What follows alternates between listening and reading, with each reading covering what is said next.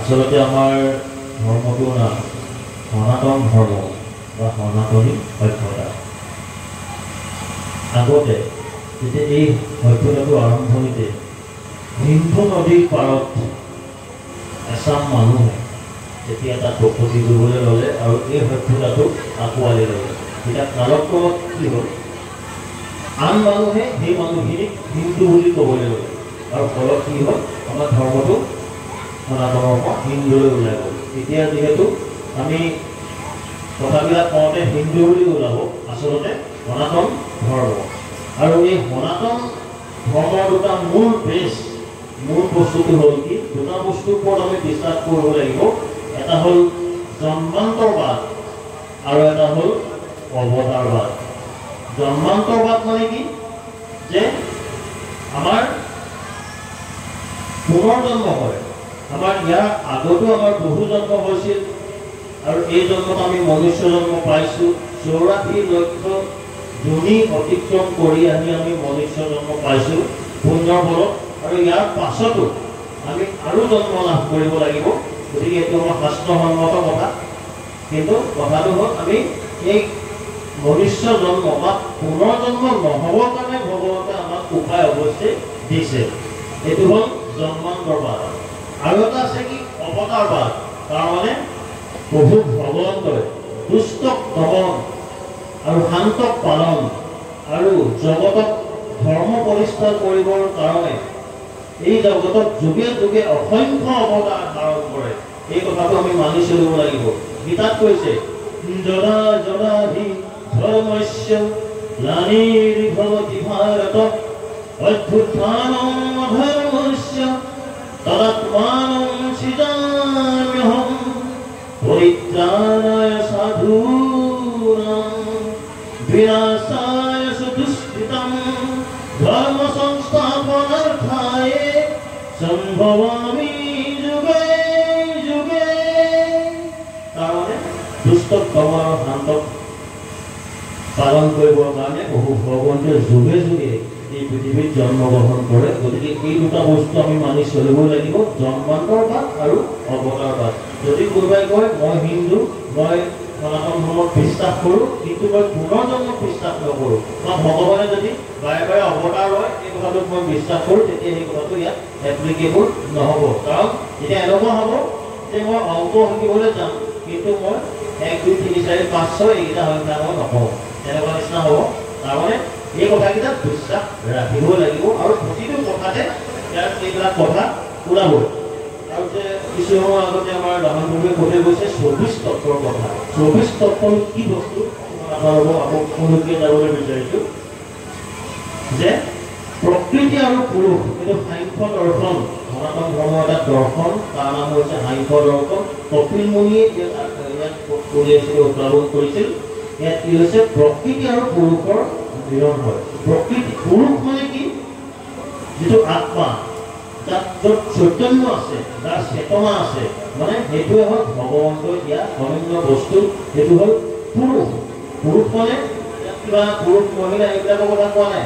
পুৰুষ মানে যিটো আত্মা। আৰু ভাগৱতত যেতিয়া পুৰুষ বুলি ওলাব, সেইটো আপোনালোকে গম পাব, যিহেতু আত্মাৰ কথা কৈছে, যিটো চৈতন্য ৰূপ। কিবা পুৰুষ স্ত্ৰী এইবিলাক কথা ইয়াত কোৱা নাই। আৰু যেতিয়া এই তাৰ পুৰুষৰ বাহিৰে বাকী যিমানবিলাক আছে, য'ত চৈতন্য নাই, য'ত চেতনা নাই, সেইবিলাকেই হ'ল প্ৰকৃতি। গতিকে প্ৰকৃতি হ'ল প্ৰথম তত্ত্ব। এই 24 তত্ত্বৰ ভিতৰত প্ৰকৃতি হ'ল প্ৰথম তত্ত্ব। যেতিয়া পুৰুষ আহি প্ৰকৃতিৰ লগত মিলন ঘটে, তেতিয়া কেইটামান বস্তুৰ সৃষ্টি হয়। এই প্ৰকৃতিত কি হয়, পঞ্চ মহাভূত, পৃথিৱী, অপ, তেজ, মৰুত, ব্যোম, মানে পৃথিৱী, জল, অগ্নি, বায়ু আৰু আকাশ, এইকেইটা পঞ্চ মহাভূত বুলি কয়। সেইকাৰণে মানুহৰ যেতিয়া মৃত্যু হয়, তেতিয়া কি বুলি কয়, নষ্টতে পঞ্চ মহাভূতত বিলীন হৈ গ'ল বুলি কয়। তাৰমানে পঞ্চ মহাভূতৰ বস্তু আকৌ পঞ্চ মহাভূততে বিলীন হৈ গুচি গ'ল। এইটো হ'ল 5টা মহাভূত। তাৰপিছত আহিলে পঞ্চ জ্ঞানেন্দ্ৰিয়, চকু, কাণ, নাক, জিভা, ছাল, এইকেইটা বস্তু আমি জ্ঞান অৰ্জন কৰিব পাৰোঁ। এইকেইটা হ'ল, সেইটো সকলোৱে জানে, পঞ্চ জ্ঞানেন্দ্ৰিয়। পঞ্চ কৰ্মেন্দ্ৰিয় হ'ল কি, হাত, ভৰি, মুখ, বায়ু আৰু উপাস্ত, এইকেইটা হ'ল আপোনাৰ পঞ্চ কৰ্মেন্দ্ৰিয়। তাৰপিছত আহিলে পঞ্চ তন্মাত্ৰ, ৰূপ ৰস গন্ধ স্পৰ্শ আৰু শব্দ, মানে পঞ্চ জ্ঞানেন্দ্ৰিয় সৃষ্টি হোৱাৰ যিটো চ'ৰ্চ। গতিকে এই পাঁচটা চাৰিগুণ বিশটা হ'ল। তাৰপাছতে আহিলে প্ৰকৃতি, মহত্তত্ব, অহংকাৰ আৰু মন। মহত্তত্ব মানে যিটো বস্তুৱে প্ৰকৃতি আৰু পুৰুষৰ মিলন ঘটায়, এটা বিশাল ৰূপত বুজাইছে। আৰু যেতিয়া ব্যক্তিগত ৰূপত বুজায় সেইটো কোৱা হয় বুদ্ধি, আৰু আমি সাধাৰণতে মন, বুদ্ধি, চিত, অহংকাৰ বুলি কওঁ। আচলতে প্ৰকৃতি, মহত্তত্ব, অহংকাৰ আৰু মন এইকেইটা হ'ল চাৰিটা, আৰু আগৰ পৃষ্ঠা এইকেইটা হ'ল মুঠতে 24 তত্ত্ব। আৰু 24 তত্ত্বৰে আমাৰ এই দেহটো গঠিত। আৰু যেতিয়া এই পুৰুষ আৰু প্ৰকৃতিৰ মিলন হয়, প্ৰকৃতিত তিনিটা গুণৰ সৃষ্টি হয়। সেই গুণৰ কথা বাৰে বাৰে ইয়াত ভাগৱত আৰু শাস্ত্ৰত উল্লেখ কৰা আছে, সত্য, ৰজ আৰু তম। গতিকে সত্যৰ পৰা সাত্বিক, ৰজৰ পৰা ৰাজসিক, তমৰ পৰা তামসিক। এইকেইটা হৈছে সত্য, ৰজস, তম ইতি গুণা প্ৰকৃতি সম্ভৱা নিবদ্ধন্তি মহাবাহু দেহে দেহিনম অপ্ৰিয়ম। গীতাত কৈছে কৃষ্ণ অৰ্জুনক, হে অৰ্জুন, সত্য, ৰজ আৰু তম এই তিনিটা গুণ মই সৃষ্টি কৰি দিছোঁ। আৰু এই তিনিটা গুণ সমানে বিস্তাৰিত হৈ থাকে, কিন্তু পাছত কি হয়, যাৰ যিটো গুণ বেছি হয় সেই গুণটো বেছিকৈ প্ৰকাশিত হয়, বাকীকেইটা লোপ পায়। এতিয়া সত্য, ৰজ আৰু তম এই বস্তুকেইটা কি হয়, এইটো বিশেষ কৈছে, ইয়াত বিশেষভাৱে উল্লেখ কৰিছে। সত্ত্বত সঞ্জায়তে জ্ঞানম, ৰজস্ব লোভ এই বস্তু, প্ৰমাদ মোহ ভৱতো অজ্ঞানম এই বস্তু। গতিকে সত্য গুণটোৱে জ্ঞানৰ সন্ধান কৰে, আৰু ৰজু গুণটোৱে কি হয়, লোভ মোহ ভোগৰ প্ৰতি আসক্তি জন্মায়, আৰু তমো গুণটো প্ৰমাদ, আলস্য, নিদ্ৰা এই বস্তুটোৰ প্ৰতি মানুহৰ মোহটো বঢ়ায়।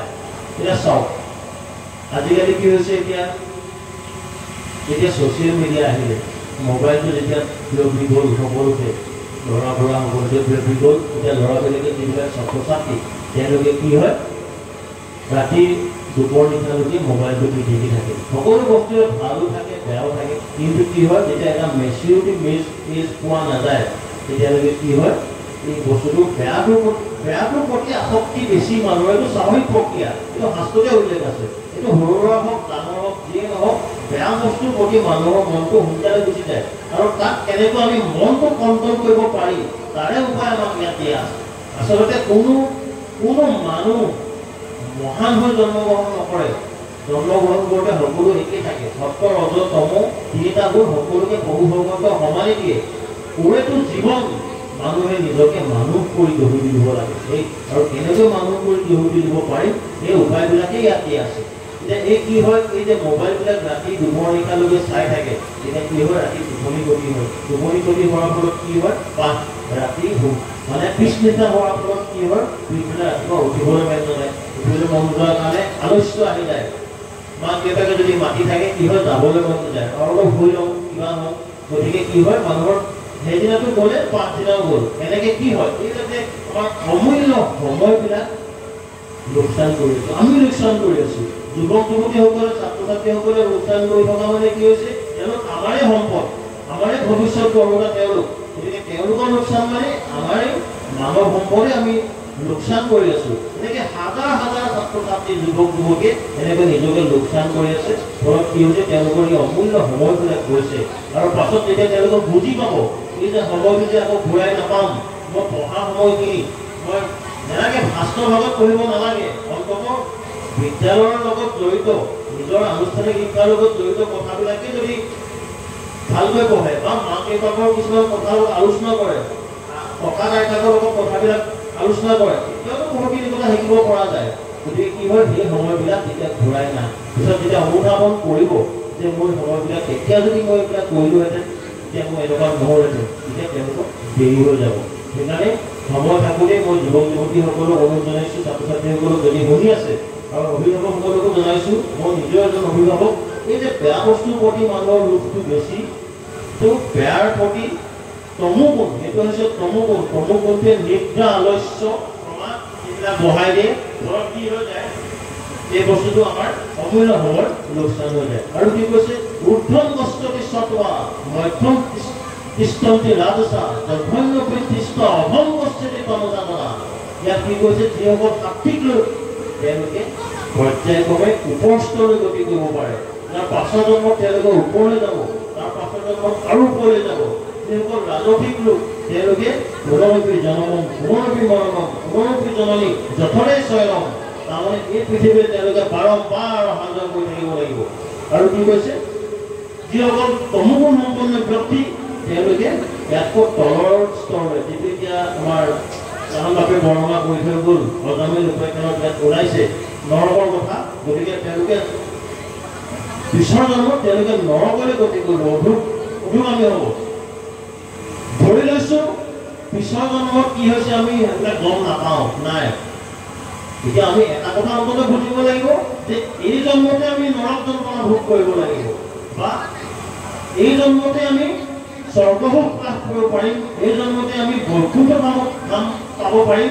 যদি আৰ্থিক গুণসম্পন্ন হয় এই কথাটোকে বাৰে বাৰে ইয়াত উল্লেখ কৰিছে যে সত্য ৰজ আৰু তম এই বস্তুবিলাক আমি ভালকে বুজি ল'বলৈ ইয়াত কৈছে আৰু আমি কেনেকৈ গম পাম এজন মানুহৰ যে সাত্বিক গুণটো আহিছে ইয়াত কি কৈছে সৰ্বদ্বাৰেষু দেহিনমস্মি প্ৰকাশো প্ৰজায়তে জ্ঞানম যদা তদা বিবৃতম সত্যমিতি যেতিয়া সমস্ত দ্বাৰেদি আমাৰ 9খন দ্বাৰ আছে সমস্ত দ্বাৰেদি যেতিয়া চকুৰে যেতিয়া ভাল বস্তু চাবলৈ মন যাব কাণেৰে যেতিয়া ভাল কথা শুনিবলৈ মন যাব নাকেৰে যেতিয়া ভাল বস্তু গন্ধ ল'বলৈ মন যাব তেতিয়া কি হ'ব হাতেৰে যেতিয়া ভাল বস্তু চুবলৈ মন যাব ভৰিয়ে যেতিয়া ভাল কথা ভাল ঠাইলৈ যাবলৈ মন যাব তাৰমানে য'ত প্ৰভু ভগৱানৰ গুণনাম কীৰ্তন শ্ৰৱণ হয় তালৈ যাবলৈ মন যাব সেইবিলাক কথা শুনিবলৈ মন যাব তেতিয়া গম পাম যে আমাৰ ভক্তগুণৰ উদয় হৈছে গতিকে